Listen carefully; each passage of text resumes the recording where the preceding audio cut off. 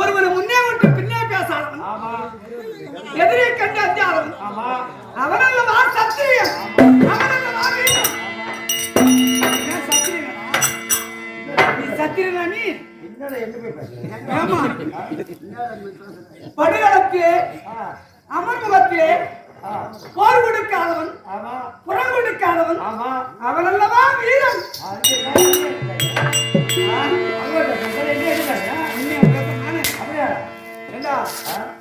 உன்னையா நான் பேசுறேன்? அப்படியா இருக்காங்க? நீ எனக்கு எதிரி. அப்படியே என்ன இருக்கு? அப்ப என்ன கைட்டு பேசுறா? எதிரி இல்லாத வழக்கு வந்திருக்கிற ஆளு யாரு உனக்கு தெரியவரா? ஆமா, எனக்கு தெரியும். என்னை பத்தி உனக்கு தெரிஞ்சிருக்கா? ஆமா, நான் யார பேசணும்? கை பேசுறேன்னா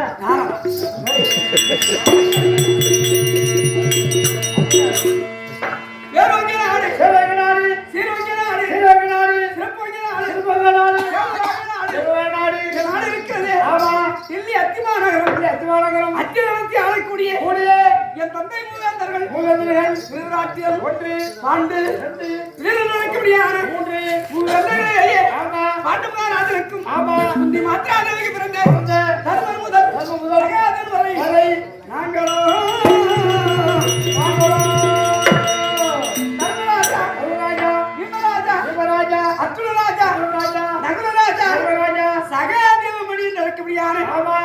ராஜாக்கள் நடுவிருந்தான் ஆகிய நான் யார் தெரியுமா? ஆட்டம் பிரபலம் மைந்தல்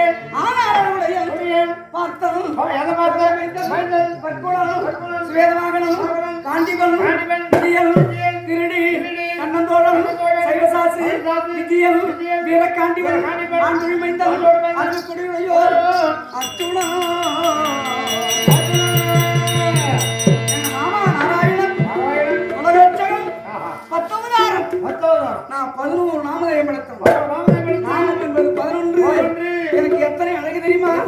உன்மீதோ பின்னாடி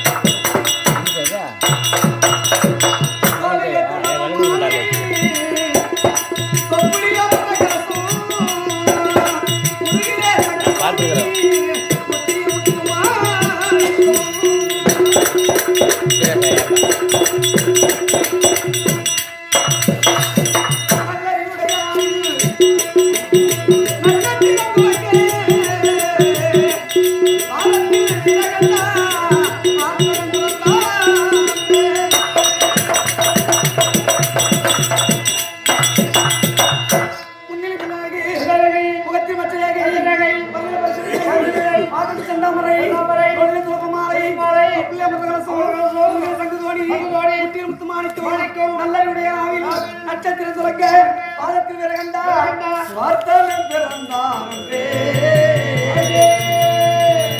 அவனூர் 32 ஒருங்கே இருந்த ஆனால் அவருடைய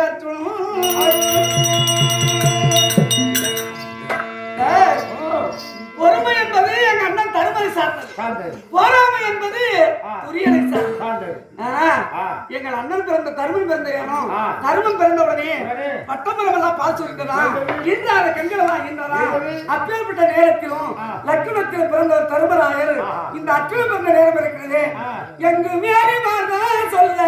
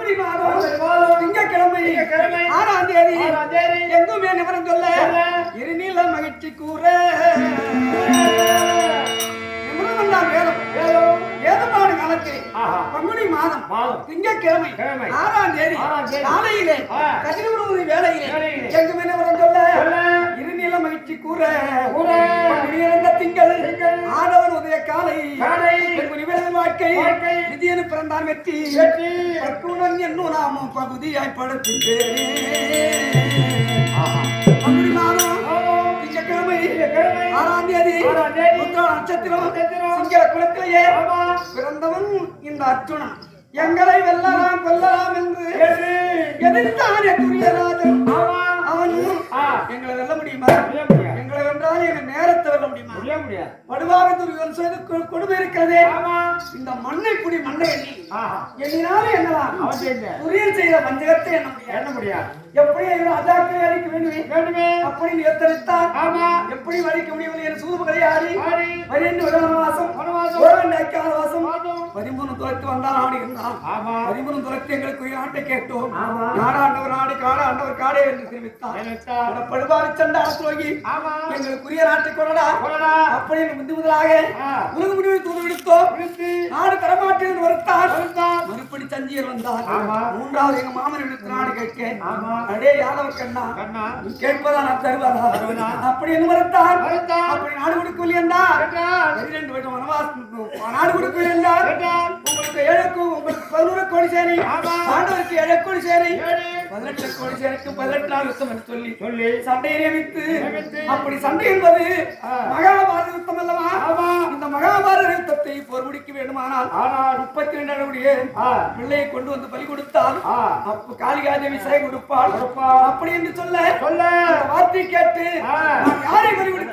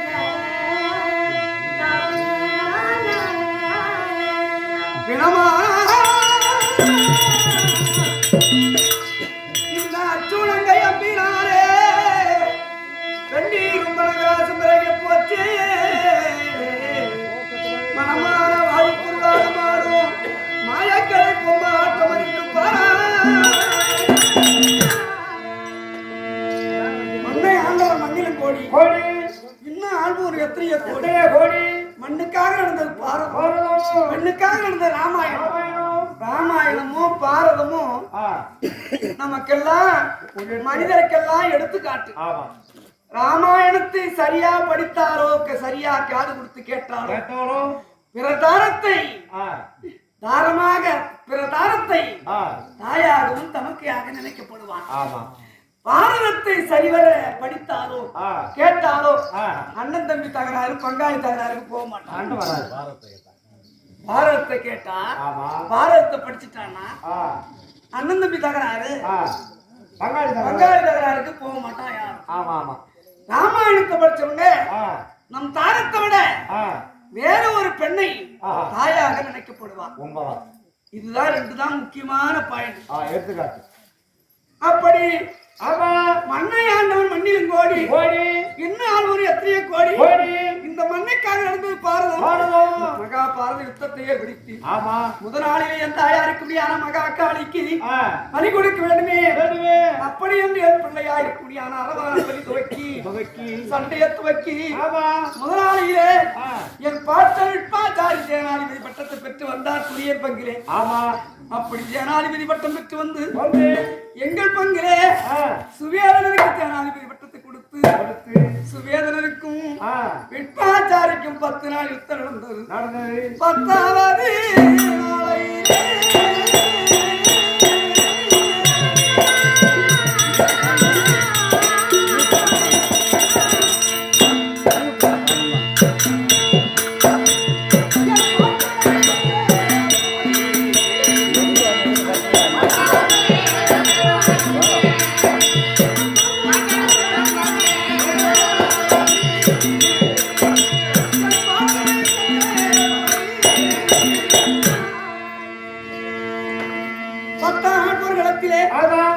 என் பாட்டு விட்பாச்சாரியானவர் என் அம்பராது ஒளியிருக்கு முடியாத அம்மையானவள் என்னை அறியாதைய என் அன்பிலே செடியாக மாறி அந்த அம்மையானவள் விட்பாச்சாரி உடலை சல்லலுக்கு என்று துளைத்தாள். கீழே சாய்ந்தால் விட்பாச்சாரி கீழே சாய்ந்த உடனே என் அம்ப கட்டாக பூட்டி விட்பாச்சாரியை அன்பு படுக்கையிலே படுக்க வைத்திருக்கிறேன். அச்சுனா ஒன்னு சொல்லி குத்தமில்லடா, என் விதி முடிந்து விட்டது. எங்க அப்பா சந்திரமகாராஜன் 886 வயது வரைக்கும் எனக்கு வாழ்வு கொடுத்தார், ஆயுள் கொடுத்தார். அந்த ஆயுள் முடிந்து விட்டது. அம்மையார் சபதம் விட்டு போனார், அந்த சபதத்தை முடித்து விட்டார்.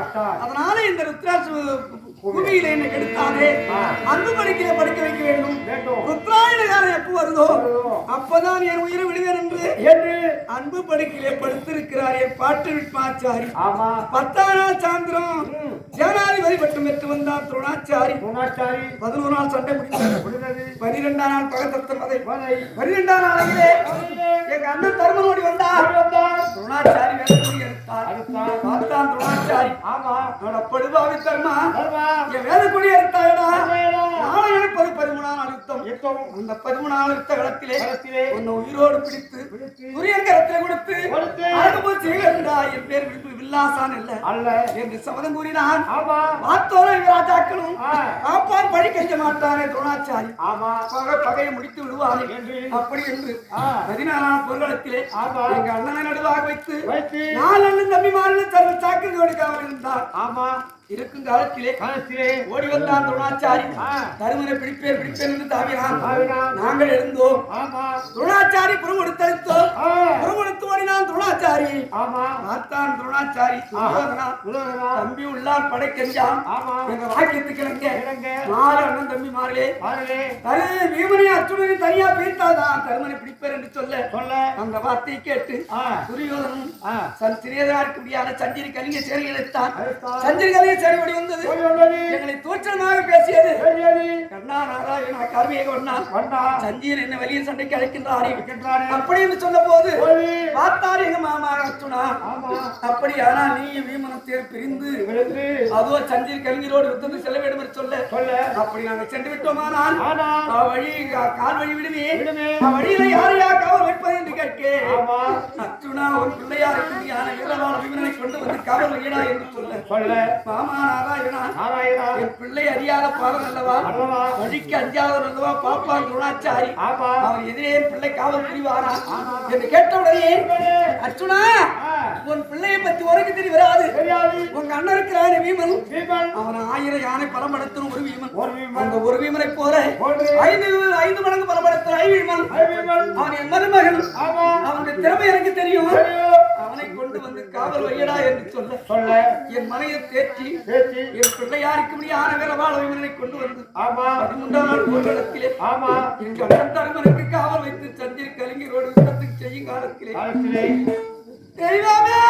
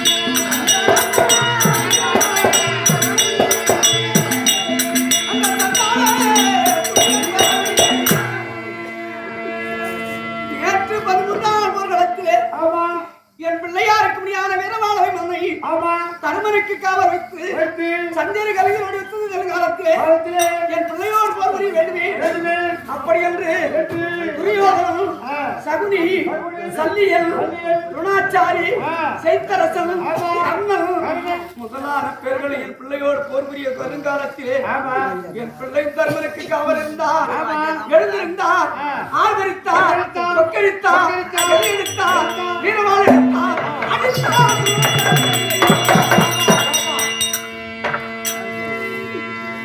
துரோணாச்சாரி சரி அளித்தான் துரோணாச்சாரி நடத்தி உடைத்தான் சாரதி தலையை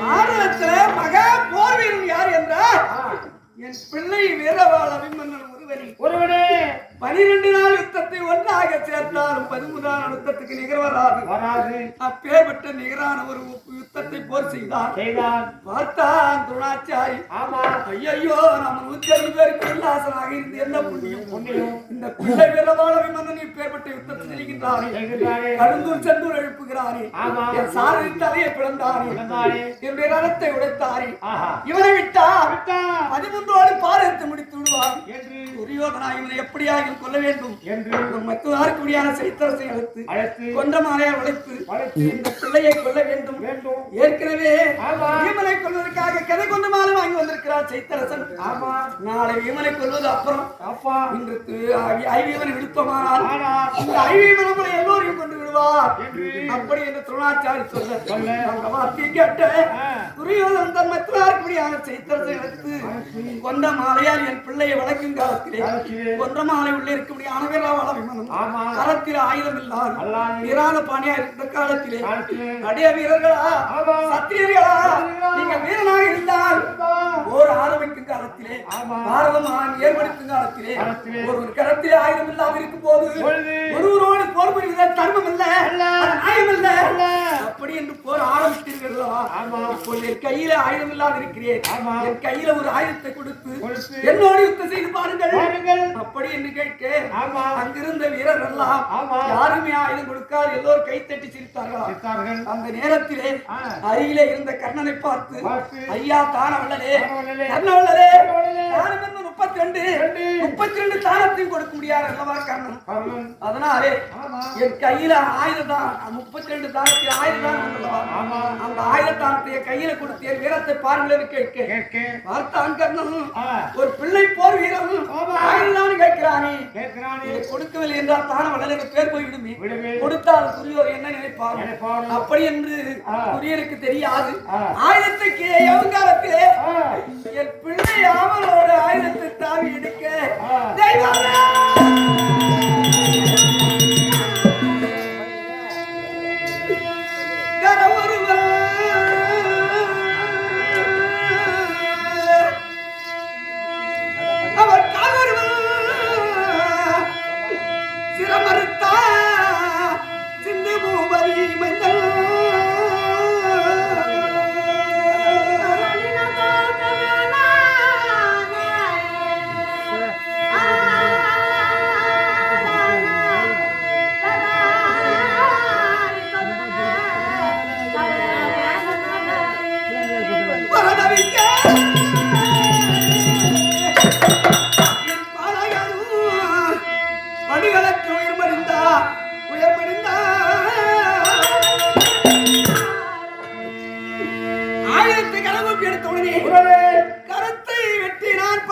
சகுனி கால் ஒருவன் சில உருவமாக விழித்து என் பிள்ளை சிரமருந்து இளைய சாயங்காலத்திலே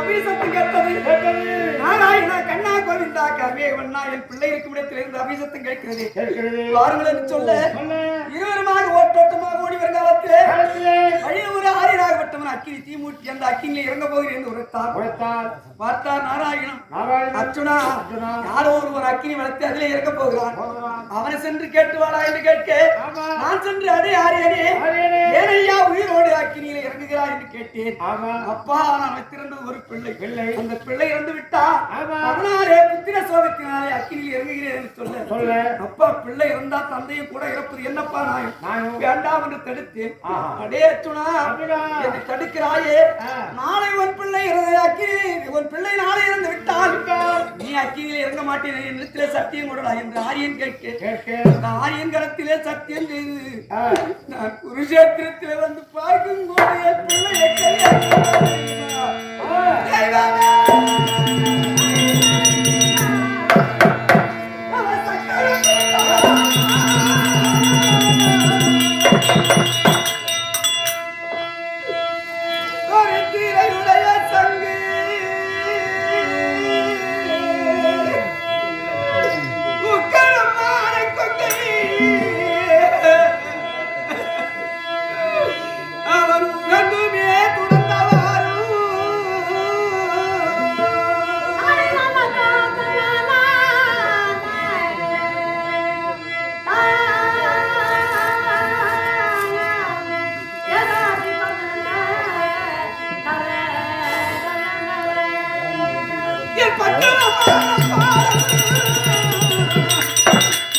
அவன் பதிரியே உயர்மடிந்தான் பாவி என் ஜீவனை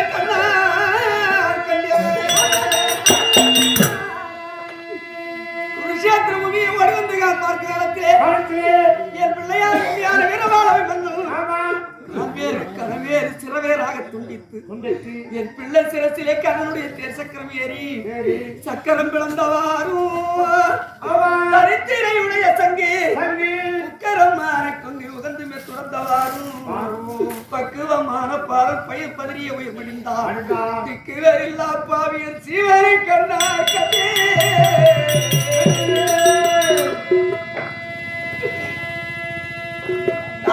இறந்து போனால் மக்கடன் செய்து முடிக்கலாம் மனைவி இறந்து போனால் வேறொரு மனைவியை மறக்கலாம் பிள்ளை சோகம் புத்திர சோகம் பெரிய சோகம் அல்லவா புத்திர சோகத்தினாலே நான் கீழே பிறந்து உண்டல் காலத்திலே படுபாவி சண்டாள துவகிகளா என் பிள்ளையை கொண்டவன் யாரா என்று கேட்க சிந்து பூமதி மைந்தன் செய்தரசனால் சிரமரிக்கப்பட்டான் என்று கேள்விப்பட்டேன் படுபாவி சிந்து பூமதி மைந்தரே செய்தரசனே நடக்க முடியாத பாரத யுத்தம் பாண்டவர் இறந்து போனா கௌரவர் ஆள போகிறார் கௌரவர் இறந்து போனா பாண்டவர் ஆள போகிறார் இது பங்காளி யுத்தம் அல்லவா எனக்கு மட்டுமல்ல வர செய்தரசனே என் பிள்ளையை கொண்டாயடா 13ஆம் நாள் போர்க்களத்திலே நாளை நடப்பது என்ன 14 நாளை 14ஆம் நாள் யுத்தத்திலே உன்னை என்ன செய்வேனானா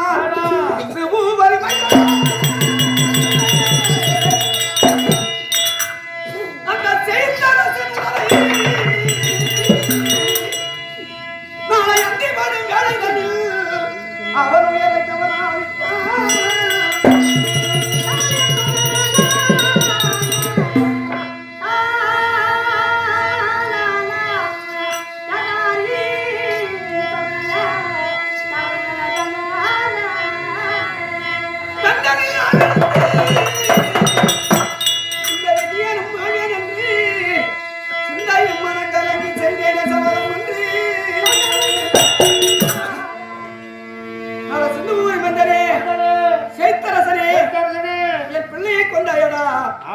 நாளை 14ஆம் யுத்தத்திலே கிழக்கு உதவியான சூரியன் மேற்கே குடிபாடுவதற்குள்ள சிரசை அறுக்கொலி என்றால் என் பேர் அற்றுள் அல்ல அறுக்காத விட்டு விட்டேன் கதிரவன் மறையும் முன்னமே நான் உன்னை கொல்லாது விட்டு விட்டால் அக்கினி வளர்த்தி அந்த அக்கினியிலே நான் இறங்கி என் உயிரம் ஆக்கிறேன் என்று சபதம் கூறினேன்.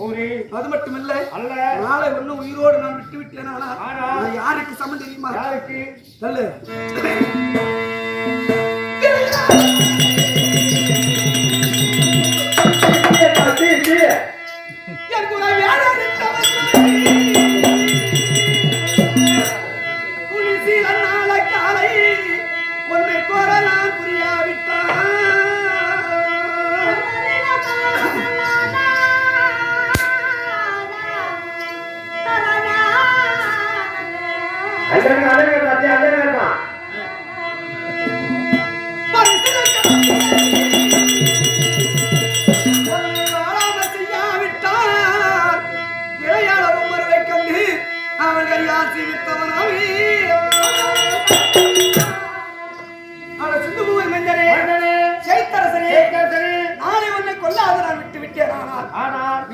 என் மகனை வேறறுத்தவன் உணவை குனிசில நாள காலை கோரலால் புரியாவிட்டால் வரிசில களத்திலே நிவாரணம் செய்யாவிட்டால் திரையளவும் மறுவை கண்டு அவன் கையா சிரித்தவராமே.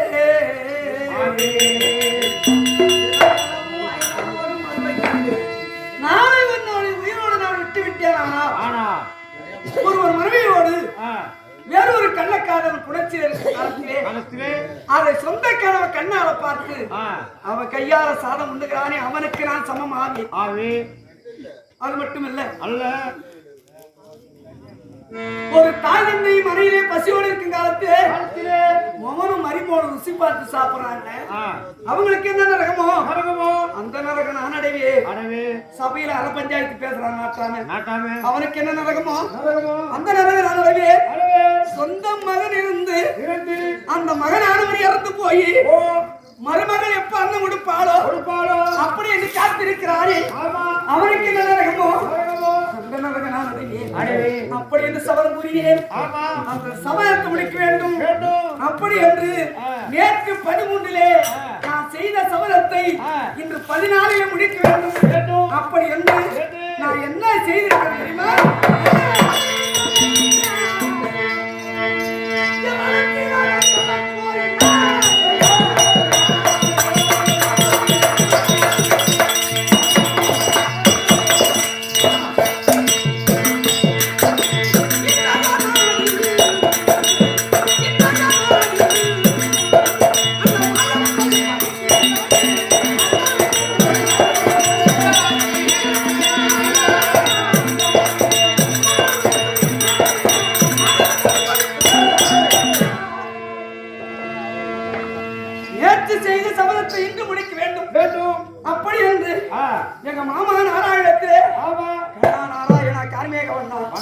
என் சபதத்தை 14 முடிக்க வேண்டும் என்று சொல்ல எங்க மாமன் அப்படியானால் கைலாய சென்று பரமனை கோரி பஞ்சவாளை பெற்று வந்தார்.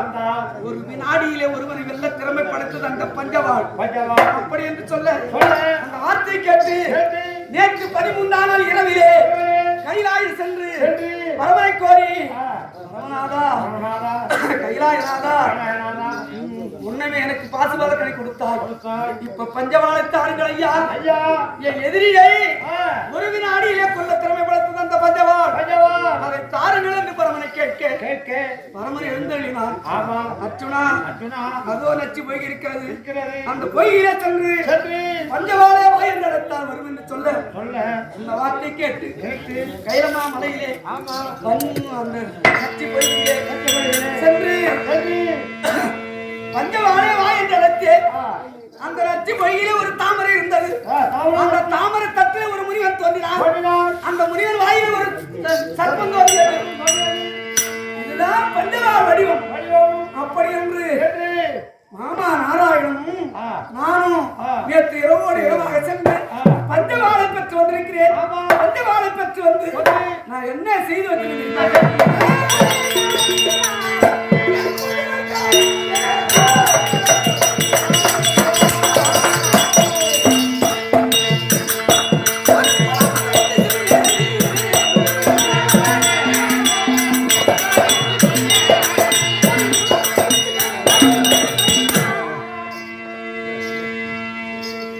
பரமன் கொடுத்த பஞ்சவாளினாலே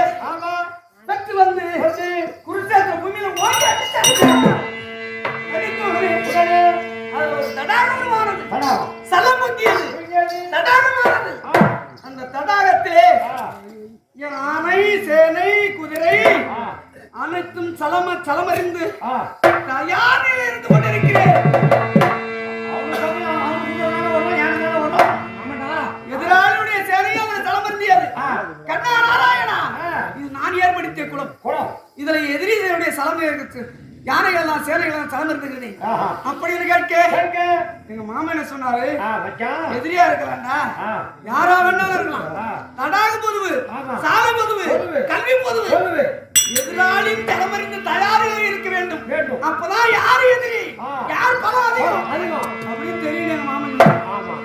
அதனாலே இன்று 14ஆம் நாளையிலே ஜலமறிந்து தயாராக இருந்து கொண்டிருக்கிறோம். இன்று துரியோதன சேனைக்கு வறுமையானார், துரோணாச்சாரி சேனைக்கு வறுமையானார். நான் என்ன செய்வேன் தெரியுமா?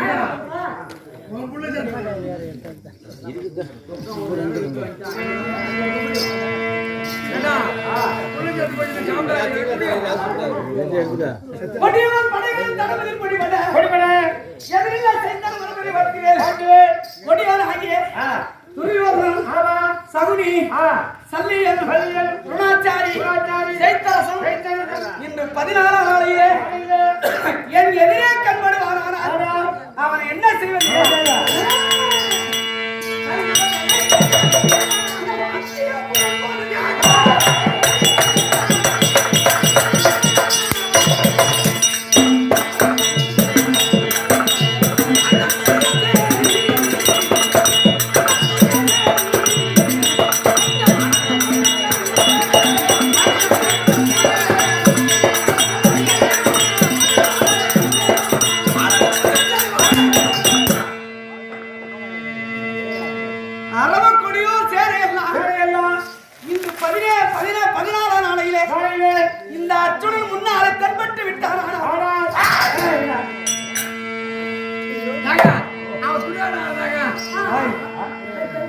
துரியோதனுக்காக இந்த சேனாதிபதி பட்டம் போட்டு வரவன் யாரு?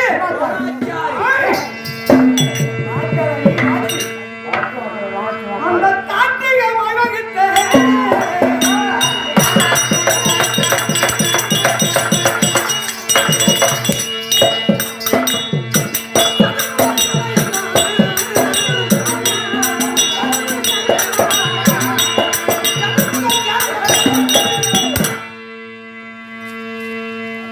ஒரு ஆசானா இருந்தா அந்த ஆசானுக்கு கூட இருக்கிறவங்க எல்லாம் மாணாக்கர் எல்லாம் பிள்ளை மாதிரி. ஆசா ஒரு அப்ப மாதிரிடா, அவங்க கூட இருக்கிறவங்க அந்த அப்பனுக்கு பிள்ளை மாதிரி. வயசுல அதிகமா இருந்தாலும் வயசுல கம்மியா இருந்தாலும் ஆசானுக்கு அந்த பள்ளியில இருக்கிற மாணாக்கெல்லாம் பிள்ளை மாதிரி. அந்த ஆசா அப்பா போல என்னை பிள்ளை என்று பார்த்தானா? என் பிள்ளையை அபிமன்னனை ஒரு பிள்ளை என்று பார்த்தானா? என்ன தெரியுமா? வித்தகருக்கு சொத்தகருக்கு கல்வி செருக்கு வாலிபு செருக்கு வித்தகருக்கு சொத்துக்கு இருக்குமா? வித்தகருக்கு பிடிச்சவன் துரோணாச்சாரி. ஏன் அதர்வன வேதத்துக்கு நாம சொந்தக்கார். தருவேதம் நமக்கு தெரியும். கார்த்திகமாய் சதுர்முகம் என்றால் யாராவது இருக்க 4 குதிரை பூட்டியலாம். முன்னே இருக்கணும் பின்னே அதிகம். முன்னே போவோம் பின்னே வரும், முன்னாடி போவோம் பின்னாடி வரும். ஆனா கார் போற மாதிரி வரும். துரோணாச்சாரி இருக்க 4 பக்கமும் 4 குதிரை பூட்டியது. கார்த்திகமாய் வகித்த சதுர்முக சேனை. சதுர் என்றால் 4 பக்கமும் 4 குதிரை பூட்டியறானோ அமராதம் மட்டும் நடுவே. ஆமா, எந்த பக்கம் தட்டானோ அந்த பக்கம் போகும். வாட்சி உக்கார எம்மா திரும்ப வாட்சி உக்கார நான் சொல்றது மட்டும் மூணு கேளு. இப்ப நீ வந்ததுல இருந்து கொஞ்சம் நான் பேச விட்டுறேன். எம்மா போவோம் இன்னும் பேர் பேசி நாடகம் இருக்கு, நீ பேச கூடாதுன்னு நான் சொல்லி மாற்றி